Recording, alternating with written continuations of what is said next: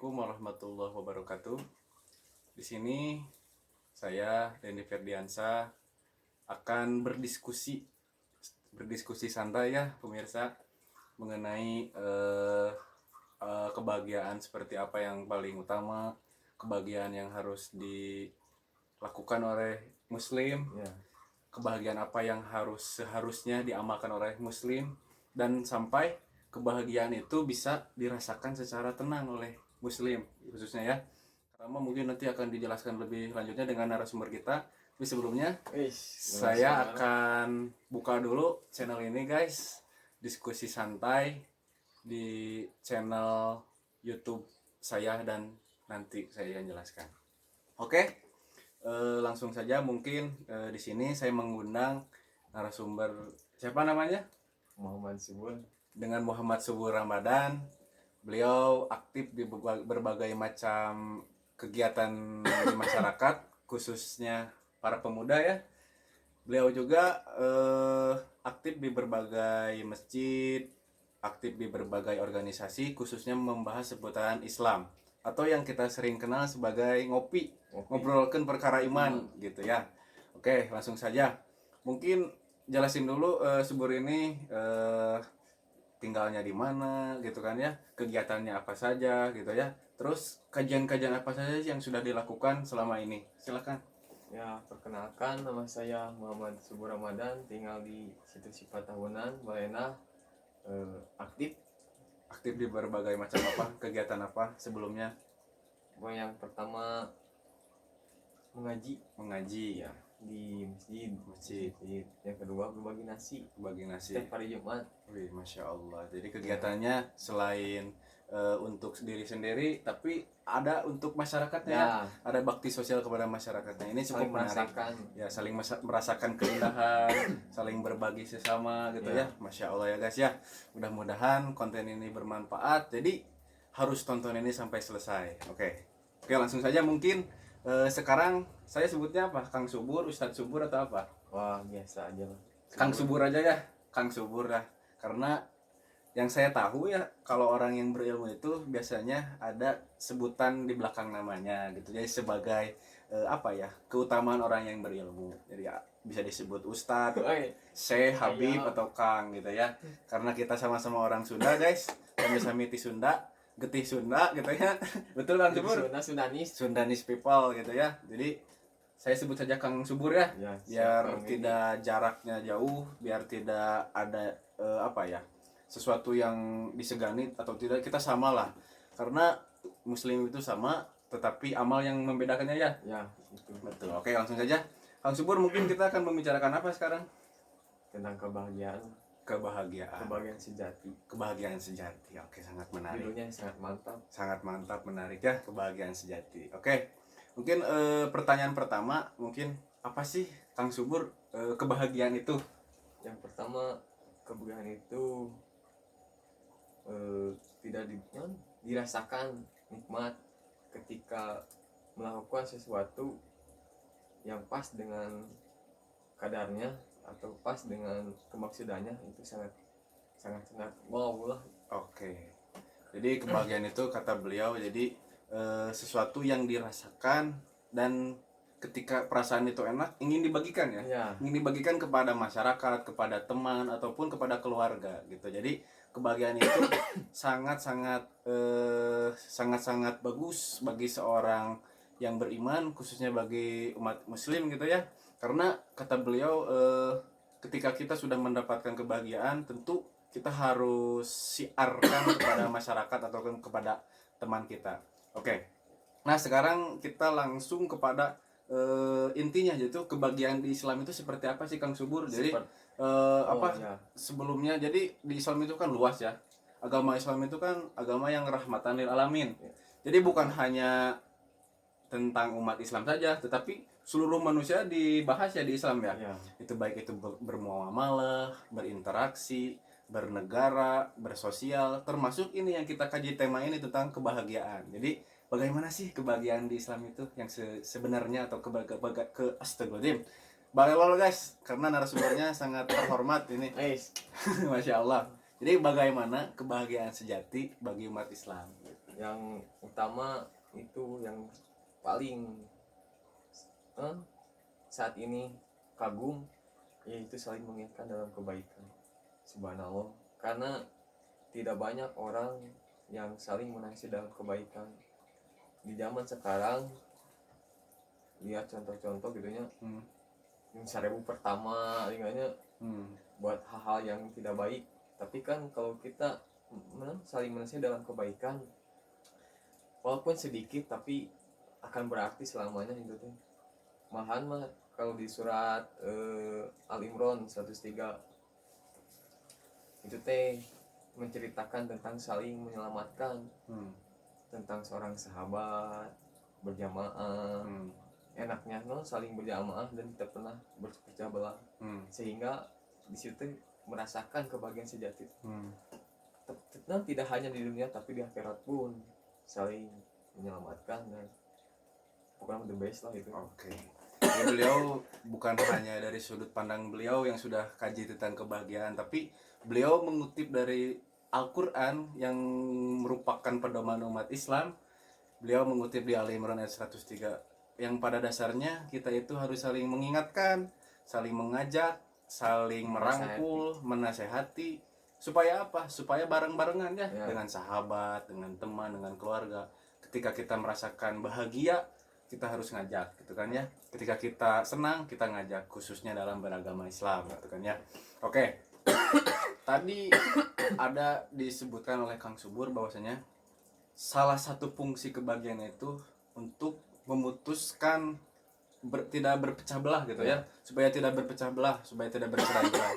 Nah, kira-kira bagaimana sih agar seluruh manusia lah, tidak hanya umat muslim ya, karena di Al-Quran pun tidak hanya hai orang-orang yang beriman, tidak tapi ya hayu aladina amanu, tapi ada ya hayu ya ayuhan nas gitu kan, wahai manusia gitu. Nah, jadi kebahagiaan supaya tidak berpecah belah, supaya tidak berputus silaturahmi, bagaimana?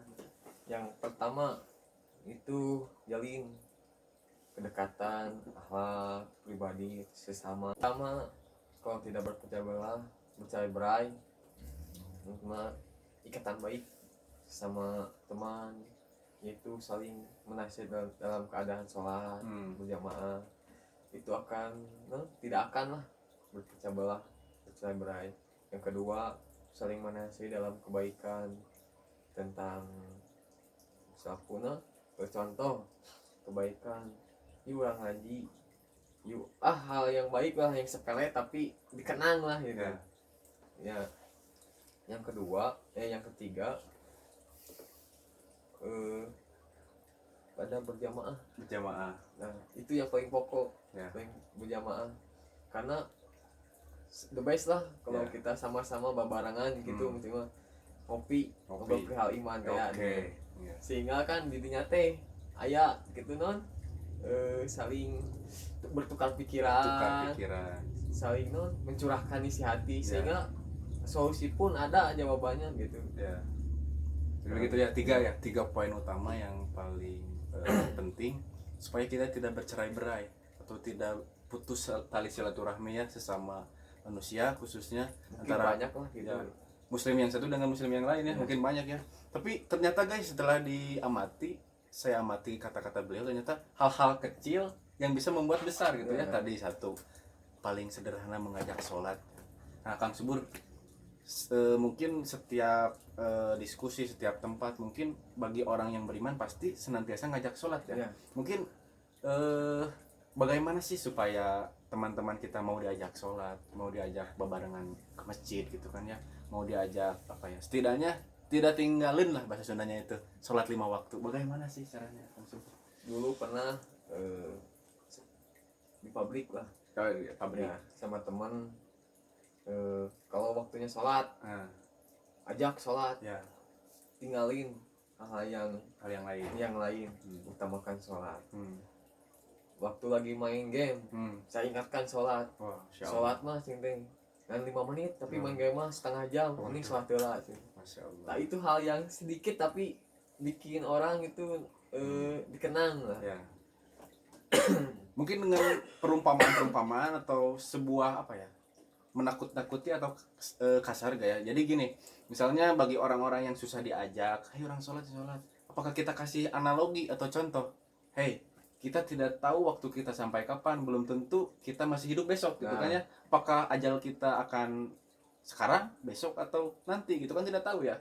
Nah, bagaimana kalau kita kasih saran, yuk, kita umur tidak tahu, kita usia gak tahu sampai kapan, mungkin dengan analogi-analogi seperti itu yang bisa membuat luluh hati mereka ya, supaya mengerjakan sholat. Karena terutama akhlak kita sendiri, karena yang mencontohkan orang lain agar mau bersolat gitu. Dengan contoh kita yang baik, dengan perilaku yang baik gitu, insya Allah orang meniru kita gitu. Ini sangat pelajaran berharga ya buat kita semua. Jadi jangan sampai kita merasa paling baik, jangan menggurui, jangan merasa paling benar, karena di hadapan Allah semuanya sama karena orang lain itu mencontoh apa yang kita lakukan. Betul. Kita berbicara pintar, kita berbicara panjang lebar, tapi akhlak kita masih jelek kan, orang menilai gitu ya. Nah, itu artinya kita berikanlah contoh yang baik kepada masyarakat dengan akhlakul karimah yang kita punya, dengan akhlak yang paling baik sesuai dengan contoh Rasulullah Muhammad. Insya Allah orang lain akan mengikuti apa yang kita lakukan, orang lain akan melaksanakan apa yang kita lakukan, dan orang lain menilai positif kepada kita, yang ujungnya mereka bakal ngikut dalam berbuat baik. Wah, Masya Allah ini. Nah, mungkin Kang Subur, dari tema ini tentang kebahagiaan ini, mungkin apa sih yang menjadi masalah orang tidak bahagia, orang seling mengeluh, orang seling apa ya, jadi aduh kok hidup kita teh gini-gini aja gitu. Itu artinya kan dia tidak bahagia ya, tidak bahagia. Jadi apa sih yang menyebabkan hal itu terjadi kepada manusia khususnya? Yang pertama, merasa takut besok tidak makan, padahal waktu sekarang bukan waktu besok. Yang kedua permasalahan dengan mensolusikan dengan bawa diri tapi lain cek Allah gitu. Itu namanya paribasa mah kayang sorangan. Kayang sorangan. Jadi kemauan sendiri aja gitu bahasa Indonesia itu. Yang ketiga, merasakan diri bahagia karena tidak bersyukur. Betul, Masya Allah. Itu yang penyakit paling utama, kurang bersyukur, pemirsa. Insya Allah. Itu 3 hal. Ya mungkin banyak hal yang lain, tapi itu 3 hal pokok kayaknya mah. Masa orang tidak bahagia karena tidak ada Allah di dalam dirinya. Itu yang pertama. Insya Allah. Kita hadirkan Allah dalam setiap masalah apapun. Karena Allah yang ngasih masalah dan Allah yang ngasih jawaban. Insya Allah. Itu guys, jawaban dari Kang Subur, salah satu aktivis pemuda masyarakat, yang kata dia 3 hal utama yang menyebabkan kita itu kurang bahagia, itu merasa mengeluh gitu kan ya, nyinyir gitu kan ya. Jadi yang saya kutip yang paling utama tadi, kurangnya rasa bersyukur gitu kan ya kepada pencipta. Karena kalau kaji itu kan Allah itu bukan berarti tidak ada ya. Bukan berarti tidak ada Allah itu. Karena otak dan akal manusia terbatas, jadi kita tidak bisa membahas terhadap hal itu. Jadi analoginya gini, Kang Subur mungkin yang saya tahu. Kang Subur punya jantung. Punya. Kang Subur bisa lihat tidak? Tidak. Tapi Kang Subur rasakan. Nah, hal yang sepele tapi tidak banyak dirasakan oleh orang lain. Kira-kira begitu. Sama sepertinya Kang Subur punya telinga, tapi Kang Subur tidak bisa lihat oleh mata. Harus ada dulu misalnya cermin, ada dari orang lain. Dengan mata kita sendiri susah melihat telinga itu, tapi ada dirasakannya. Itulah Allah Subhanahu wa taala. Dengan 99 asmaul husnanya, beliau ada, astagfirullahaladzim. Allah ada, Allah pasti ada, Allah mengatur semua alam dunia ini ya, termasuk yang di langit, semuanya diatur. Iya, betapa sempurnanya, lebih dari sempurnanya. Dengan kalimat yang sering kita panggil Allahu Akbar, Allah Maha Besar. Masya Allahnya. Dan kalau kita ratapi, kita tadaburi, kita lihat langit, pemirsa. Lihatlah, adakah satu retakan di dalam langit? Tidak ada. Betapa sempurnanya penciptaan Allah. Dan kita lagi langit, ada tidak tiangnya di langit? Tidak ada tiang, tapi ada yang menciptakan. Masya Allah. Dan itu harus kita imani, harus kita syukuri tadi kata Kang Subur. Ya mungkin apa ya? rasa syukur apa sih yang harus kita tetap lakukan, harus tetap kita perbuat supaya kita mencapai kebahagiaan itu? Rasa syukur yang contoh hal kecilnya, kita diberi rezeki 1.000 itu alhamdulillah. Ya. Walaupun hanya 1.000 Hmm. kan kita bisa dimanfaatkan, bisa sodako. Oh iya. Walaupun diri kita merasakan kelaparan, tapi kalau sodako, wah subhanallah gitu. Insyaallah. Hal yang sepele gitu kan, Ya. tapi bermakna.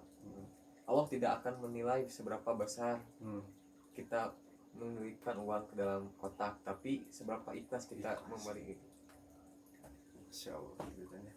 Dari tadi sebenarnya hal-hal kecil untuk mencapai kebahagiaan yang sering kita lupakan ya Kang Ya. Subur ya. Masya Allah. Kalau kita imani, kita Allah itu seringkali ngajak kita berpikir gitu. Apalah ya takilun, apalah ya tadabarun gitu, apalah ya tafakarun. Ayo dong berpikir dong gitu kan. Berpikir dong, lihat dong betapa luasnya yang Allah berikan kepada kita. Tetapi kadang kita tadi kurang bahagia, kurang bersyukur gitu kan ya. Yang harus kita berubah gitu ya, harus kita berubah dari sifat-sifat seperti itu. Mungkin pesan terakhir dari Kang Subur kepada pemirsa di rumah Ya, supaya pesan tetap bahagia, tetap bersyukur, tetap harus senantiasa meyakini adanya Allah yang mengatur semuanya ini. Silakan Kang Subur. pesan jangan tinggalkan sholat, karena kalau kita meninggalkan satu hal sholat itu akan terus ditinggalkan, karena sholat itu menjaga sebagian dari keimanan, menjaga dari sebagian keburukan, karena sholat itu hal yang utama. Yang kedua, perbanyak teman, perbanyak sahabat, perbanyak keluarga. Betul. Karena kalau kita hidup sendiri tidak akan ada yang saling mengingatkan kepada kita. Yang ketiga itu berbuat baik. Akhlak kita tunjukkan kepada sesama muslim bahwa muslim itu adalah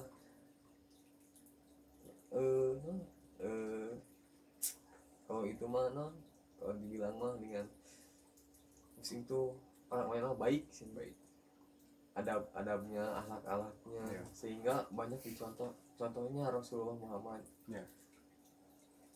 Itu orang yang dengan the best lah, contoh yang baik. Itu paling 3 hal Oke.